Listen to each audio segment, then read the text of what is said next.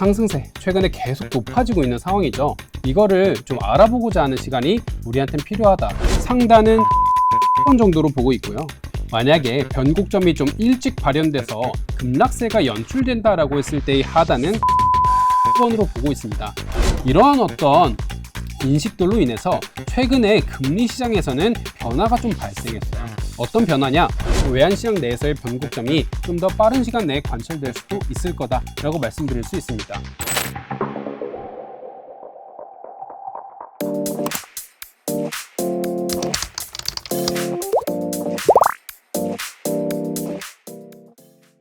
네, 안녕하십니까. NH선물 외환이코노미스트 김승혁입니다. 금번 NH선물 꽃구원 시간에 참여해주신 모든 여러분께 진심으로 감사드립니다.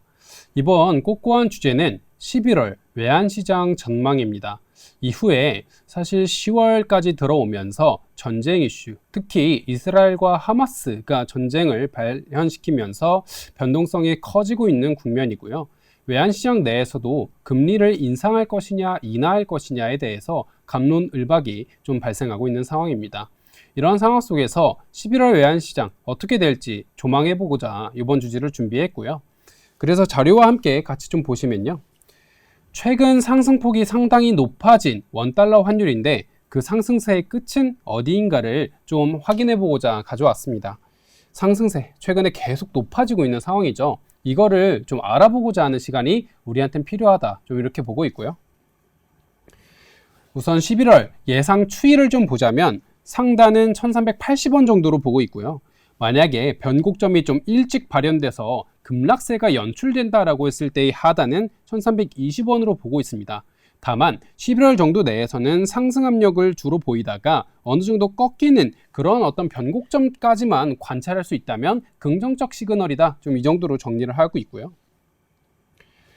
왜 그러면 최근에 달러가 상승세를 보이고 있는지에 대해서 먼저 짚어보도록 하겠습니다.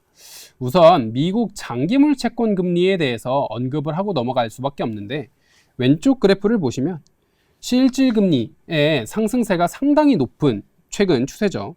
그래서 수급 이슈가 발생하기 전까지만 해도 미국채 금리가 높아지는 이유는 실질 금리의 상승에서 찾았습니다.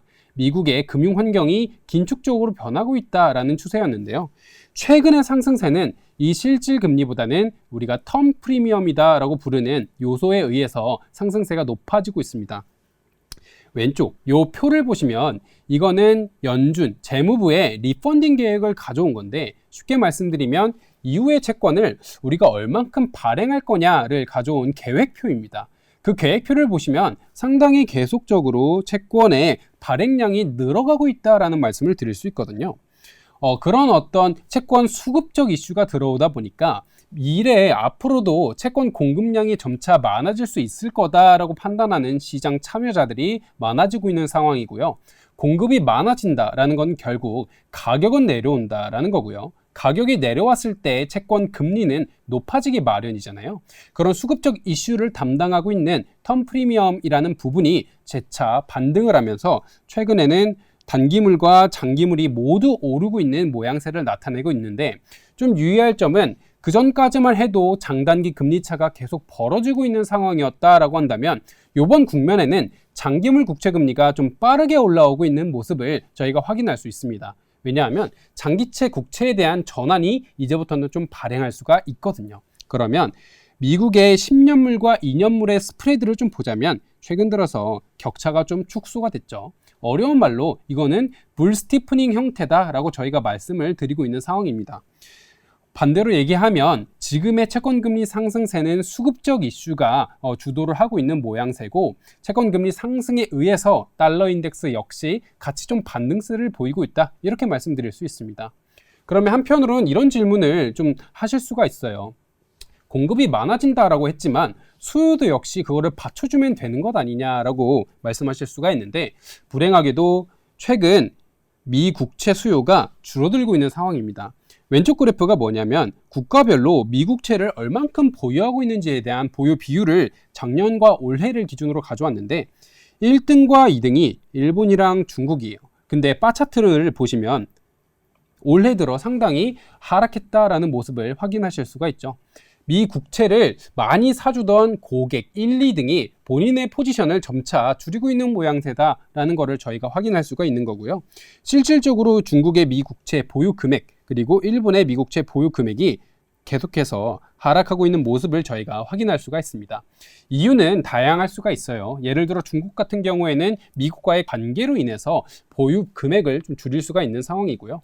일본 같은 경우에는 생보사가 해지 비용이 너무 많이 들다 보니까 미 국채에 대한 보유 비율을 줄이고 있다라는 근거가 있는데 어떤 이유든 간에 결과론적으로는 미 국채에 대한 수요가 줄어들고 있다라는 거예요. 공급은 많아지고 있는데 수요가 줄어들고 있다. 즉 가격은 내려갈 수밖에 없다라는 겁니다. 그러면 이런 상황을 인지한 미국은 앞으로의 채권 공급을 줄이면 되는 거 아니야? 라고 질문하실 수도 있겠지만 지금 바이든 행정부 입장에서는 재정 지출을 상당히 많이 할 수밖에 없는 상황입니다. 재정 지출을 많이 해야 된다. 즉 국채를 계속 발행을 할 수밖에 없는 상황이다 라는 말씀을 같이 드리는데 최근 전쟁이 발생을 했죠. 이스라엘과 하마스가 중동 지역 내에서 전쟁을 일으켰고 미국은 아무래도 이스라엘 편을 들 수밖에 없는 상황입니다. 물론 전쟁이 격화되지 않게 만들기 위해서 상당한 노력을 기울이고 있지만 동시에 미국은 이스라엘을 지원하기 위한 인도적 차원에서의 재정 지출을 계획하고 있는 상황이다라는 말씀을 같이 드리고요. 세부 내용을 봐서 다 총합했을 땐 1,050억 달러 정도가 추가적으로 들 거다라는 말씀을 드립니다. 물론 이것이 실질적으로 지출이 될 건지 되지 않을 건지에 대해서는 나중에 저희가 추후 확인을 해봐야 되겠지만 당장 내년 11월에는 미국 대선이 있고요. 꾸준하게 재정 적자가 누적되고 있는 미국 행정부 입장에서 재정 지출이 추가적으로 발생할 거다라는 것은 국채 수급에 있어서는 타격이 있을 수밖에 없다. 이렇게 말씀을 드릴 수가 있습니다. 전쟁 양상도 격화되고 있는 모양새죠. 오늘 아침 이슈만 보더라도 이스라엘 총리가 지상전을 우리는 진행하겠다 이런 어떤 강경한 발언을 하면서 전쟁 양상이 상당히 불확실해지고 있는 모습이다 라는 말씀을 드리고 이런 양상 속에서 미 행정부가 재정 지출을 쉽게 줄일 수 있느냐에 대해서는 아닐 수 있다라는 답을 같이 드립니다. 그러면 재정 지출은 점차 늘어나서 국채 공급이 앞으로도 계속 많아질 건데 수요는 줄어들고 있다. 이런 수급적 이슈로 미 국채 금리가 오르고 있는 상황이고 이런 것들이 지속적으로 달러에 대한 상승 압력을 가열하고 있다라고 지금의 현 상황을 정리할 수 있을 것 같아요. 그러다 보니까 전쟁 이슈가 중동 지역에서 일어났다라는 것은 반대로 얘기하면 중동은 원유에 대한 생산을 책임지고 있는 지역이잖아요. 그렇기 때문에 원자재의 공급 쪽에서 타격을 받을 수 있다라는 우려가 유입되고 있는 상황이고요. 이를 반영해서 WTI라든지 브렌트 같은 원유 가격이 최근 들어 다시 한번 반등하고 있습니다. 작아서 잘 안 보이실 수는 있는데 최근 들어서는 90달러 선을 WTI가 다시 한번 회복하고 있는 그러한 모양새를 저희가 확인할 수가 있죠. 에너지 가격이 올라간다라는 것은 결국에는 인플레이션이 장기화될 수 있다라는 거고요. 인플레이션 장기화는 미국의 행정부 또는 재정부가 미국 긴축에 대한 기조를 장기화할 수 있다. 즉 고금리 장기화에 따른 달러 강세로 연결되는 또 다른 재료다. 좀 이렇게 말씀드릴 수가 있습니다.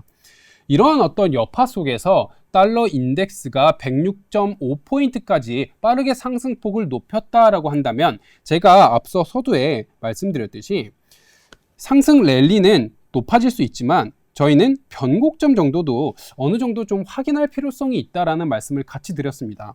그러면 수급적 이슈에 의한 상승세 말고 하방 압력은 무엇이 있는가라고 제가 말씀드릴 수가 있는데 우선 첫 번째로는 소비에 또 다른 바람이 불 수 있다. 특히 11월이 그 시작점일 수 있다라는 말씀을 드립니다. 11월 어떤 이벤트가 놓여져 있느냐라고 했을 땐 10월부터 미국 재정부는 그리고 행정부는 학자금 대출에 대한 상한을 재개하기로 했습니다.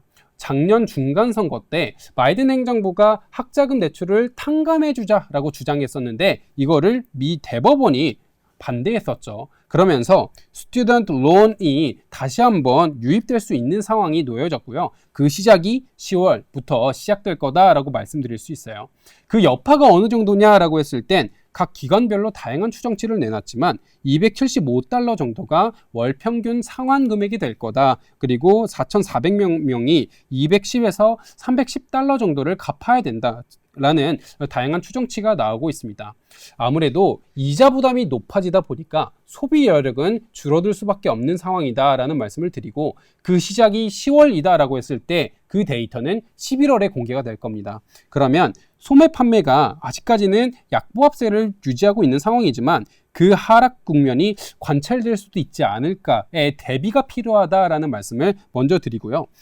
이자 비용이 올라갔다라고 하더라도 내가 저축해 놓은 금액 또는 나의 지금 소득이 많으면 상관이 없겠지만 실질 개인 소득에서 개인 지출을 뺀 그 차액이 사실 버퍼가 그렇게 많이 남아 있는 상황이 아니다. 이런 것들을 고려했을 땐 소비에는 조금 다른 바람이 불어들 수 있지 않을까 고민하고 있습니다.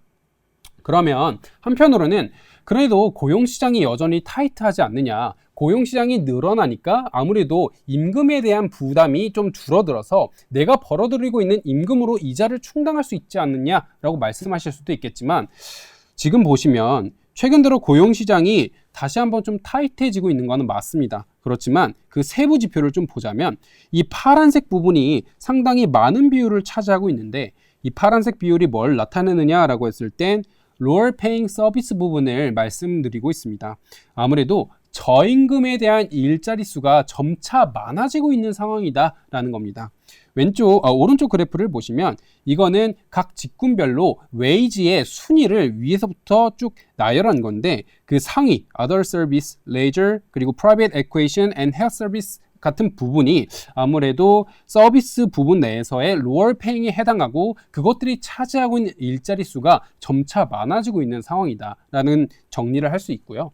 최근 고용시장의 임금 면에 있어서는 질적인 변화를 발생시키고 있느냐? 그렇지는 않을 수 있다. 임금 상승률이 점차 낮아지고 있는 상황이다. 좀 이렇게 말씀드릴 수 있습니다. 그러면 임금도 낮아지고 있는데 이자 비용은 나가요. 그리고 초과저축 수요도 점차 소진되고 있는 상황 속에서 저축에 대한 여력도 부족해지고 있는 11월이다라고 했을 땐 그 트리거가 점차 관찰될 수 있는 모양새다라고 말씀드릴 수 있습니다. 최근에 이러한 어떤 변화 흐름을 관찰하다 보니까 빌 에크먼이라든지 빌 그로스 같은 채권 투자 구루들이 아무래도 우리가 숏 포지션을 커버했다라는 주장을 했었죠. 지금 미국의 채권 금리가 변곡점에 도달했을 수 있다, 이렇게 주장을 한 건데, 이러한 어떤 맥락이 제가 방금 말씀드린 배경에서 나온 거다라고 이해하시면 될 것 같고요. 마지막에 미국의 경제에 있어서의 변곡점은 주택시장을 좀 찝을 수 있는데, 이거는 간단하게만 말씀드리면 모기지 금리는 상당히 높은 상황인데 연체율은 상당히 낮아요. 오히려 주택을 빌릴 때, 그리고 주택을 살 때 받은 대출의 금액이 상당히 높은데 연체율이 낮다라는 것은 반대로 얘기하면 내가 새로운 대출을 일으키고 있지 않다라는 현실을 얘기를 해주고 있는 거거든요. 내가 저금리 시절 때 받았던 대출을 그대로 대환하지 않고 유지하고 있다라는 건데, 이런 어떤 현상이 점차적으로 끝을 향해 다가가고 있습니다. 어떤 말이냐라고 하면 아무래도 내가 대출을 받으면 대환해야 되잖아요. 갚고 새로 바꿔야 되는 시점이 점차 올 수 있잖아요. 그러한 시점이 점차 다가온다라고 했을 땐 주택 모기지 금리가 상당히 높은 이 어떤 금리 수준이 나한테 점차 영향을 줄 수 있을 거다라고 보고 있고요. 그 타이밍이 얼마 남지 않은 그런 어떤 시점이다라고 말씀을 드릴 수가 있습니다.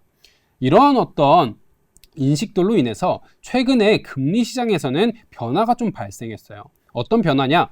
원래는 올해 금리 인상도 가능하다라고 주장했던 포지션들이 상당히 많았는데, 페드워치 자료를 보자면 상당히 동결 가능성이 높아졌다라고 말씀을 드릴 수 있습니다. 11월 FOMC에서는 98%, 12월 FOMC에서는 74%까지도 동결 가능성이 올라갔고요.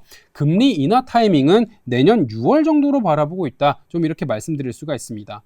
아무래도 시장 내에서의 어떤 변화 포지션이 점차 발생하고 있고 인식에 대한 변화가 조금씩은 활성화되고 있다. 이렇게 말씀드릴 수가 있어요. 그래서 11월 정도에 우리가 주의해야 될 점은 무엇이냐? 수급 면에 있어서는 상승세는 지속될 수 있겠지만 변곡점이 조금씩 확인되고 그 내러티브가 한순간 확산된다면 그러면 변곡점이 외환시장 면에 있어서는 한 번에 올 수 있을 거다. 그렇기 때문에 우리는 지금 주의해야 될 시점에 와 있고 그것이 11월 말 또는 12월 초 정도에는 도래할 수 있을 거기 때문에 그거에 따른 포지션 조정을 미리부터 염두에 두셔야 된다. 좀 이렇게 말씀드릴 수가 있습니다. 네, 이거는 이제 국가별로 미국채 보유 비율 변화를 아까 수요 측면에 있어서 참고 자료를 하기 위해서 갖고 왔습니다. 우선 11월 꽃구안 전망은 여기서 마무리를 좀 지어보도록 하고요. 앞으로 사실 변동성이 전쟁으로 인해서 확산될 여지가 큽니다. 전쟁이 이스라엘과 하마스 간의 전쟁에서 확산되어서 이란까지 개입됐을 경우에는 WTI의 가격이 조금 더 오를 수 있고, 그거에 따른 에너지 불안은 미국 페드의 하이어 포 롱거 긴축 기조를 장기화시킬 수 있습니다. 반대로 전쟁이 빠른 시간 내에 종결된다라고 했을 때는 금융시장에서는 오히려 되돌림의 여파가 유입되면서 외환시장 내에서의 변곡점이 좀 더 빠른 시간 내에 관철될 수도 있을 거다라고 말씀드릴 수 있습니다. 이에 따라서 전쟁 양상을 잘 보셔야 되고 미국채 수급 이슈를 좀 잘 보셔야 된다라는 말씀을 드리고요. 10월 30일 정도에 미 재무부에서 리펀딩 계획을 또한 발표합니다. 이후에 4분기에 우리가 채권을 어떻게 운용할 건지, 앞으로의 채권 공급을 얼만큼 할 건지를 공개할 거니까 그 해당 데이터 역시도 같이 한번 참고하시기를 바랍니다. 네, 우선 여기서 마무리 짓도록 하겠습니다. 경청해 주셔서 감사합니다.